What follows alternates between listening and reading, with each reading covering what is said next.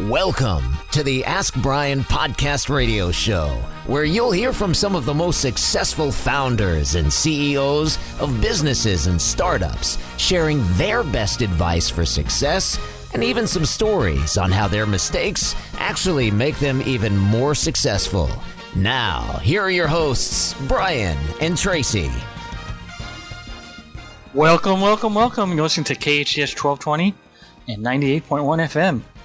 And live from Los Angeles. So every week we have a show called Ask Brien, AskBrien. And every week everybody asks us what the E is about. And we have a gentleman here who is an engineer who begins with an E, and he likes to help out and tell us all about the E's, and one of the main E's that we added on last week, so in case he forgets, that was education. We tried to educate people about business concepts. That's what Ask Brien is all about. And one of the reasons why we go through this process is nobody understands why Brien is spelled with an E, because everybody says when I grew up, I had a friend Brian, it was B-R-Y-A-N or B-R-I-A-N, and why do you have the name Brien with an E? And we have reasons why we have an E. We just didn't come up with it for no reason at all. And our engineer, who likes to get part in the radio business here, decided to help us out. And without any further ado, how do you spell ado? A-D-I-E-U. And why do I love that word? Because every single letter, minus the D, is a vowel. I'm sure there are other words. Oh, Patty, I'm so sad. I just don't want to give him the satisfaction, Trace. Don't worry, I control the conversation. So defeated. Oh, yeah, that's clear, because he's coming across defeated and sad. Well, this is a like positive. Maybe you should even play our favorite sound effect. Wah, wah. Well, they don't even have the side effects anymore. I mean, I know what happened. They have none of those bells or whistles or anything. You have any of that, Patrick? Dun, dun, dun, dun. Where's that? Today we can make our own sound effects. How about that? Well, you should have them because ready to go. If we like them, we'll just create them. Exactly. We will build them ourselves. We create everything else. Why not that? So, Patrick, why do we spell Brien with an E? Well, there's a number of words that are very thematic with Ask Brien that also start with an E. One of them was, yes, education. And to be fair, I wouldn't have remembered that because it's not part of the repetition yet. Or you're not educated. No, I'm definitely educated. My memory seems to forget sometimes, though. But who doesn't? Well, what are you now, 20, 25 now? 26. 26, yeah. Close enough, though. You're definitely having your senior moment. Okay. Outside of that, empathy is one of the big ones, and he was not being very empathetic right there, folks, so yikes. But I am. But you are always empathetic, Tracy. Why do you say you're empathetic? How are you empathizing with him? Because I recognized that he felt defeated and sad, and then I offered to collaborate with him on a mutually beneficial sound effect that didn't exist. And, well, remember, this is a positive show. That's why we have the Rocky theme. That's why we have the antics that we do. This is a positive show. We don't have any depressing. Right, and I was offering encouragement. That's a good E, too, by the way. Encouragement. And enthusiasm. Mm-hmm. That was so weak. That is not enthusiasm. That enthusiasm. I mean, come on, seriously. Enthusiasm, excitement! Woo! I mean, come on. Patty, Get going. Did you notice, Patty? You just skipped right over estrogen. Yes, he did. Well, we don't have any of that. We have a lot of testosterone, but not a lot of that. Anyway. Okay. Whatever. I don't even have all the E's. Tracy, I'm so sorry on behalf. I'm so sorry. I'm waiting for the E's. Thank you. If you can't do it, we'll have Emily do it, who begins with an E. That is true. She does start with an E. Well, do you have any other E's? Why we have them? Yes, we do. You already covered enthusiasm and excitement with that. I think so. Yeah, we did empathy, education, experts, because everybody that's on Ask Brien happens to be an expert in their field. Others. How about emerging brands, which is our guest today? Is going to be talking about an emerging brand. Ooh, I like that too. That's a special one for today. Well, there's so many E's. Yes. You left out one of the most important ones. experience. No, I wasn't done yet. It's not like I was done. You had no idea what you're doing. You're like, I don't know what to do. Let me figure something out. Listen, it goes out of order. I'm just trying to collect my thoughts. But experience was definitely one because everybody's very experienced in what they do here on the Ask Brien Show. What's your experience? Engineering and talking. Talking about what? Talking. He has a degree in communications. That says something. What does that mean? What does that mean? My sister's a dean. Well, I can tell you because I have one too. Well, it means you can talk really well. Well, my sister is the dean of the communication school at SUNY Binghamton in New York, so that certainly doesn't increase my abilities to think that it has any great concepts. Me and Traci can speak very eloquently, and that starts with an E, by the way. Not to mention your sibling rivalry is not appropriate. It's not our fault you don't like your sister. You just threw something out there. I'm just explaining about communications, and there's not a lot to it. But our guest has a very, very big E with it. Okay, he is not just the CEO of a great, great company that we're going to get into, but he's also an entrepreneur.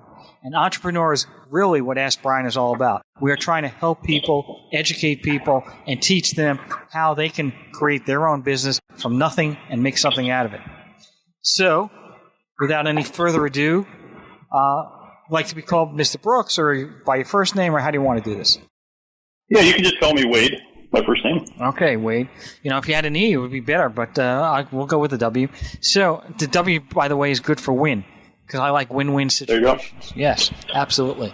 So, Wade, before we get into your product and what you have right now, give us a little bit of your background. We don't need a 50-minute diatribe, but at least give me a couple minutes, at least 1 or 2 minutes about your background, and we can get into the product and what you're selling. Sure. So I've kind of always run companies, and when I was in college, between my junior and senior year, I started the first Apple computer value-added reseller in the United States, and since then I've been in tech. And then I retired young, and then I went on to become a business school professor in entrepreneurship and venture investing, and did research around angel investor returns.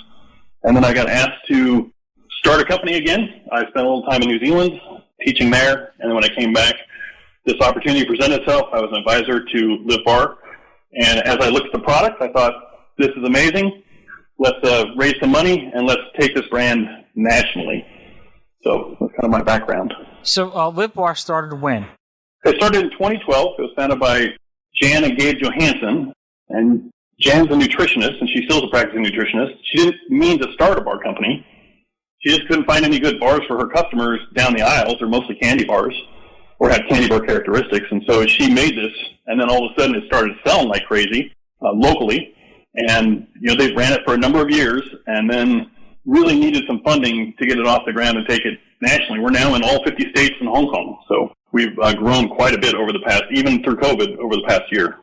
So where did they start? Yeah, Salem, Oregon, which is where we still are. We had a little tiny 700 square foot kitchen. We're now in a 14,000 square foot solar powered facility. And it really was 1 or 2 people in the beginning. Even when I came in, it was only really 2 people, and that was in 2018, end of 2018. And we now have about 45 people, so we've grown rapidly. It's a hard industry because of the distribution channel and such, and getting into the stores, the retail stores, but we've had great success. So when I go down the aisle, there's probably 50 different nutrition bars, from a Cliff Bar, which is pretty popular, to a whole bunch of different other bars. And I'm just trying to understand, what's the difference between your bar and the other bars? I mean, you're telling me about the nutritional level. You're talking about, creatively how it differentiates itself. But I just don't understand, with so many different bars out there. I mean, many of them claim to be nutritious. Many of them claim to have 100% of this, or high fiber, or low this or low that. What exactly is it about your bar that makes it so special? So that's a great question. There are, last I looked, 152 bar companies on Amazon, not just bars. The main differentiators for us are, it's 100% organic, it's gluten-free, soy-free, corn-free, dairy-free, GMO-free. And making a bar like that is hard to make something that tastes good. We bake our bars, which 99% of companies don't do. And 99% of bar companies actually don't make their bars either. We actually make them ourselves. But the recipes that Jan created, these are delicious. Like, it doesn't taste like any other bar you've ever had. So beyond that, it's got a number of superfoods in it, and it's also all real food. So every single thing on the package, you'll know what it is. It's an ancient graded seed bar, so it's going to have sunflower seeds and pumpkin seeds and all those kinds of things in it. It's not artificially sweetened. It doesn't have chocolate glaze over the top of it like a lot of the bars do. It's crunchy and chewy. It doesn't melt or freeze. So, and also, from an innovation standpoint, it's in the industry's only home compostable wrapper. So wrappers are the fourth largest pollutant, and by using a compostable wrapper, we think that that's important. From a mission vision standpoint, we want the bars to be good for you, good for your family, and good for the planet. And we want to help empower people to make the choices to buy a good, healthy product. So are you saying that because you claim to be the one of the most nutritious, I mean, every bar that I look at says how healthy and it's a healthy bar and a nutritious bar.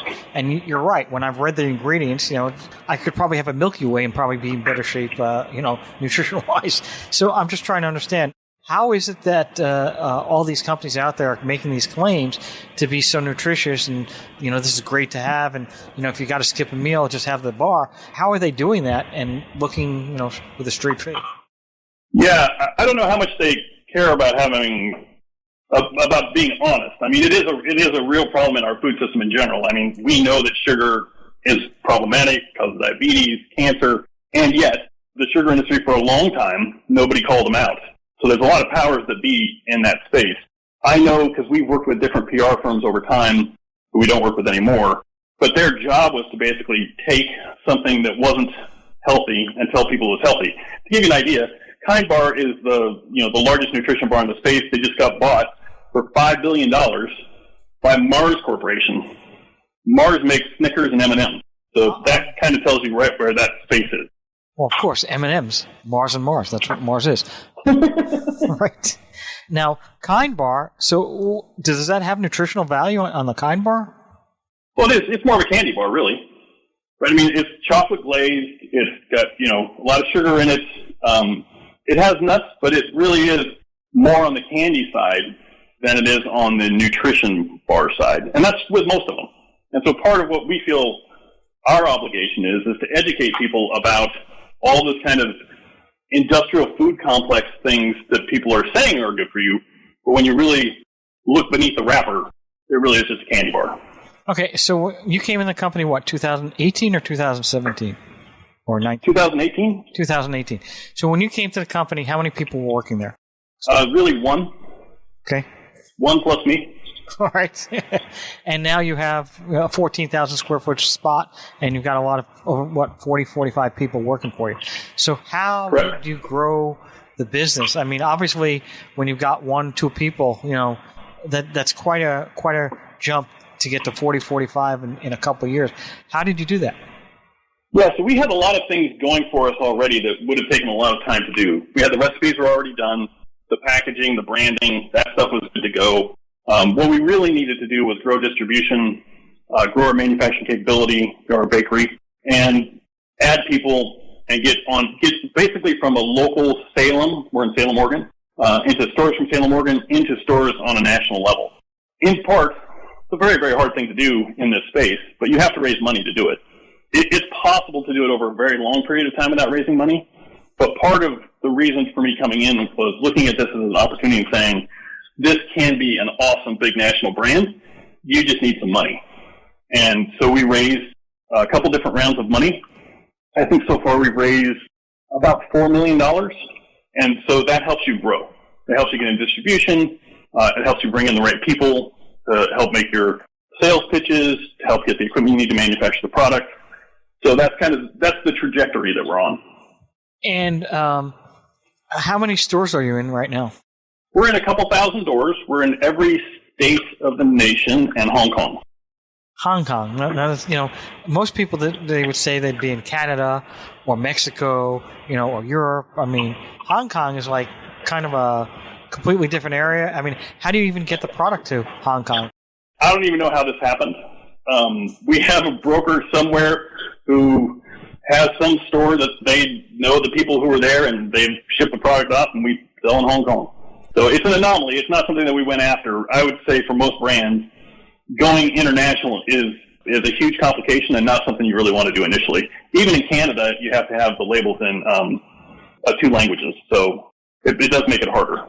And where are your facilities? Because, again, being in Oregon and then shipping to Maine, Florida has got to be difficult. So do you have distribution centers in other places or manufacturing places that can much more easily distribute, or how does that work? Yeah, in the natural food channel, there are 2 very large companies that manage most of the distribution, UNFI and KeHE. And so we're in every DC of both of those distributors. And so they have, between 8, I think one of them has 8 or 9 big facilities and the other has 30. And so we ship to all of those distribution centers. We don't have to ship to each one of the retailers, although we do that for some people. And the type of stores you're in, are we talking about the local natural food store, or are we talking about, Whole Foods and Kroger? I mean, what kind of stores are you in? Yeah, so we are in Whole Foods in the Pacific Northwest region. Our biggest account is Sprouts. So Sprouts is 364 doors in 24 states. And then we're in all kinds of natural food stores all across the United States. We're in some convenience stores. We definitely have talked to Kroger numerous times. We're in the process of 7-Eleven right now. But, it's a high-end product, and so it's a premium product, and so mostly it's natural food stores. And then as we get bigger, we'll move into grocery and convenience. And what's the shelf life of a bar? It's a year, in part because we cook them. That helps the shelf life. Yeah, that was an interesting point. You said, so you bake them, and most people do not. So if they're not baking them, how are they making these bars? Yeah, they use heated up rollers for the candy components, the sugar components of it. We've talked to co-packers before. The expense of having a co-packer bake a bar is just crazy. I mean, it adds another 50 cents or $1 to a bar. It just makes it unpalatable for people by the time it gets to retail. But the thing about cooking is, we cook food because it makes it taste better. So in our case, it does not taste like any other bar you've ever had. You have all these big buyers for these huge companies. You make your pitch, and they kind of look at you like, yeah, I've heard it all before. And then they taste it.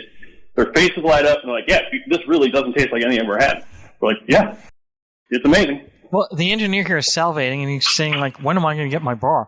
So I guess we're going to have to send some to Patrick, because he just can't wait to get some. But because he'll have to taste it and really take you up on that offer. Anyway, what do you find is a difference? You've done both sides. You had your own company, then you taught people in school, and now you're the CEO of the company. What's the difference between learning about it in a book and actually doing it? So entrepreneurship is one of those things where you really need to do it to understand it. I equate it to Kung Fu. So if you're going to learn a martial art, you can't really, there's some things you can learn in a book, but you really have to be out on the mat practicing to really pick it up. And so when you're teaching entrepreneurship, at least when I was, you want to get the students out talking to entrepreneurs. I had a class where they had to start a company. If they got to an arm's length transactional revenue in the class, they would get an A. It's harder than it sounds. And so when I had an angel investment fund, the first university angel investment fund in the United States also, where we went out and raised $1 million and had our students invest in startup companies, and they actually had to run a fund. They had to go do all of the research and due diligence and make the investment decisions. So it's a lot of activity as opposed to book learning. And is it possible to be an entrepreneur and only work 40 hours a week? I haven't found that to be the case. There's certainly a great 4-hour work week book. Yeah, absolutely. Although comedy doesn't start with an E. But all right. So Traci wants to ask some questions a little bit more serious than she thinks I was. Those are very serious questions I asked. Very important questions. Those were very serious questions. They were very entrepreneurial-focused questions, but that last one just killed me because I bet Ken Ferris, who right before our work week didn't even work 4 hours. So, but really good branding on that book, which is one of the questions that I wanted to ask you about. So we talked about the spelling and the pronunciation of the name of the bar. Do you utilize the story of it's Jan and her husband, right? In terms of, like, Yep. do you utilize that in marketing? How are you differentiating yourselves on just a base level and also on creative and innovative level to really stand out among the sea of many, many competitors that you have? Yeah, we do. Definitely, we talk about Jan and Gabe. Jan is the founding force, the creative force behind the bars, and a lot of the philosophy of having everything be organic, real food. And then now we just recently, as of 2 weeks ago, moved everything to vegan. We pulled honey out of the bars and made a couple other minor changes. Also having it low allergen. But part of their story was they were not very healthy, and they really needed to make a lifestyle change when they were younger. And her husband, Gabe, had lots of allergies. And so part of this was saying, like, look, we need to make a change. We need to move to go to healthy stuff. Let's dig into that deeply, and then let's help other people do the same thing. From a marketing perspective, we do have a message from Jan on all of our boxes about the story that they went through. And, quite frankly, they did a great job with the company. It was amazing. It was just the next iteration where, and I see this a lot with new brands and small brands and people who created a product in their kitchen. Getting from there to getting to becoming a national brand is really hard. If you want to learn entrepreneurship, the best way to do is go start a company. But if you want to scale it, that's where going and getting an MBA is helpful. But if you're going to start a company, you need a lot of money. Well, yes, but before we get to that, so with were you helpful in, because a lot of times entrepreneurs make the mistake of really just staying in that leadership role, being the founder and the CEO, taking on all the responsibilities that both of those roles are required to handle. But it sounds like in an early stage with this particular company, there was a very clear separation between the founders and you being the CEO. Did you help with that transition? Was that something that they were eager to do? Was it a difficult transition? Yeah, that's always super hard. I had that problem with my first companies when I started them too, which is as they start getting bigger, I mean, you're doing everything. It's hard to trust other people, and it's hard to get the right people, the people around you where the things you're not good at, you can find people who are good at them and then trust them to do it. In this case, there was another person who was one of their marketing people, and so they Jan and Gabe's other careers started taking off, and they transitioned it a little bit to him. And then I came in and they transitioned it to me. I was a consultant or advisor to the company for 6 months before I came in. And there was issues with everybody wanting to let go of control and being okay with changes that had to be made. It's just a really hard thing, especially when it's your baby, to be like, look, this is great, but we need to change this, and we need to move off of, we were selling primarily on Amazon. We need to get into the retail space. It's going to cost money, slotting fees and free fills and a bunch of other stuff. And we need to go in that direction. And then anytime you change anything that has to do with branding, messaging, press releases, and getting everybody to buy off on this is the direction, that's hard. Part of this company is that it is a little bit of a rebel message that we have, that is the industrial food complex is lying to you, and they've been feeding you crappy food for a long time. And we want to expose that and show people what real good food is. And that's one of the messages that they had originally. It's easy to get away from because big corporate America is like, we don't want you talking about bad stuff, but we want to maintain that kind of homegrown, grassroots messaging and ethos that we have. Well, from a marketing perspective, though, is there a challenge between basically coming from the perspective of expose and, revealing, going up against the big brands to say, hey, their marketing and their messaging says one thing, but their product delivers something else, while at the same time trying to maintain this mom-and-pop homegrown image, because they really serve two masters if you think about it. Yeah, well, our bars are still handmade. We make them, we roll them, hand roll them, do the whole thing. There was something that happened, it was about just before COVID, where Cliff Bar had called out Kind Bar, took out a whole full page in the New York Times saying, we challenge you guys to go organic. Now, Cliff Bars aren't organic. I mean, they're maybe 50% organic. And so we tagged on that and said, look, we challenge you both to go all organic, and we challenge both of you to use compostable wrappers. And that we got into their news cycle, so that was kind of fun, and it's a little bit of a rebel thing. And I ended up talking to the folks at Cliff Bar at a pretty high level. But as soon as they got out of the news cycle, they just didn't care anymore. Like that wasn't. They're worried about the press of it. They didn't have an ethos of it, at least in the same way that we do. Yeah, it's hard going against the big guys, but that is what it is. That's part of the business. Well, and I think, too, encouraging and educating people just to know what they're looking at. I personally never thought about going as far as, as a purpose-driven company, going so far as looking at the labeling and the packaging and everything in alignment with the ethos of the content of the bars. I think that's brilliant because it's all about the impact that you're making on the planet in general, both humans and environmentally. So I think it does mean, though, from a positioning standpoint, it's hard because it is a premium bar then, right? Like it costs us between 5 and 10 cents for the wrapper for a bar. There was another kind of interesting positioning piece here, which is you want to maximize on things that you can monopolize. Not in a bad way, but like being handmade, those kids can't be handmade. They probably can't be all organic, and they probably can't do compostable wrappers. They're just too big for it. We would love to get big enough that we could make it more of a thing that everybody could use just through the supply and demand issues of compostable wrapping and such. But it does give us an advantage. So being smaller, more nimble, you have to use those when you have them. Is the company a B Corp? Yeah, it's not right now. It's a C Corp. We've talked about it, and it's definitely on our radar of things to do. But because we have investors, part of that structure makes it easier, at least in the beginning, to be a C Corp. Gotcha.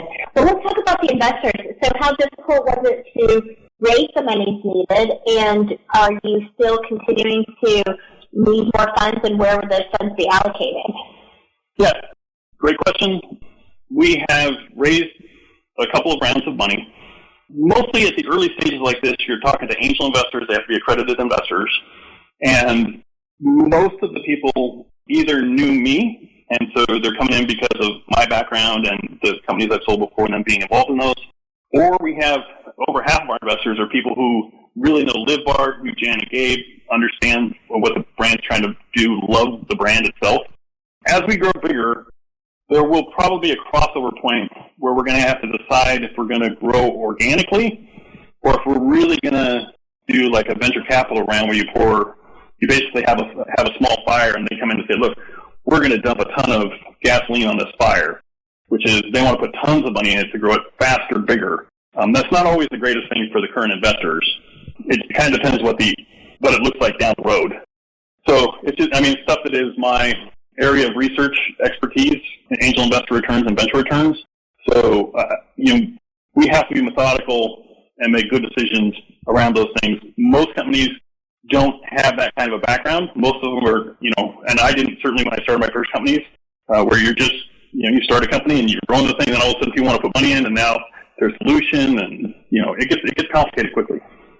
And how long has this business been in business from its origination date to where you are now? It was founded in 2012. Okay, because that was going to be a question I was going to ask. Is there like a shelf life for investors? For example, like if you haven't shown significant growth in the first 6 years, 5 to 6 years of the business, does that make you less likely to be able to gain angel investing or investment funding, or do they like to see a growth trajectory over a certain 3 to 5 to 10 year window before they're willing to invest? Yeah, when you're raising money, the companies that raise money and the companies that get acquired have a crazy growth rate over a relatively short period of time. So you want to grow as fast as you can. You want to use the investment money. You asked this question a little bit earlier, like what's the money for? You want to grow your market as fast as you can in that scenario. So that's kind of the model. You need to use the money. It's one of the things that's really hard when you're an entrepreneur, when you bootstrap something, because you're always trying to conserve your money. You're not doing the expensive marketing things. You're not hiring a bigger team. You're keeping your powder dry, and you're, slowly building it and then taking the returns and reinvesting them. The venture model is totally different, where what you're doing is you're saying, hey, we're going to have investors put a bunch of money in, and then we're going to spend that money in a right manner and in a frugal way, but to grow the business faster. And then that's the companies that you'll know of are usually the companies that have grown fast. Those are the ones everybody talks about. So you're trying to get there. Let's talk about building a team and getting the right people, because quite honestly, I think that's a huge requirement. If you can pick the right people, that's very, very important. If you pick the wrong people, it can be a detrimental effect. So can you get into the team building and those type of concepts? Sure. I had a big advantage here because I had 10 years of MBA students, and I had MBA students who went out and went into the world and were successful, who then wanted to, when I started something, come back and work with me to build up the company. So my director of marketing operations was the director of marketing operations at Adidas, and so that's what she's doing for us. And we have our top sales guy was one of the top sales guys in New York Life. And so I brought them back as my core team. I'd known them a long time. I knew they were good students, my best students.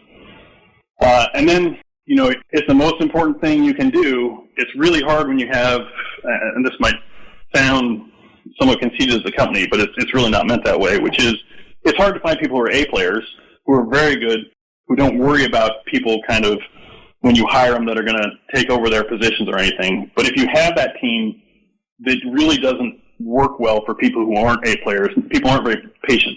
And so you have to find really good people or they get chewed up and spit out pretty quickly. We've had some of those issues where we brought some people in who weren't working at the same speed or capacity that we were working at, and you just have to let them go. They just don't fit in.